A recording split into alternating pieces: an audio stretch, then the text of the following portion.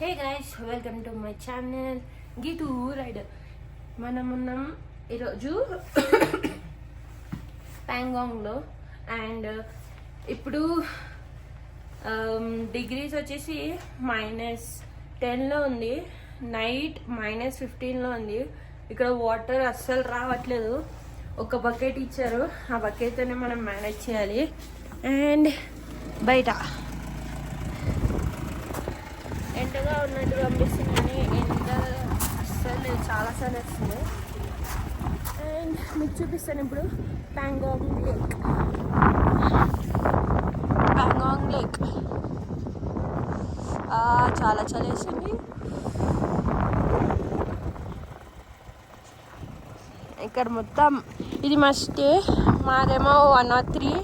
And మా stay నుంచి view అయితే ఇది.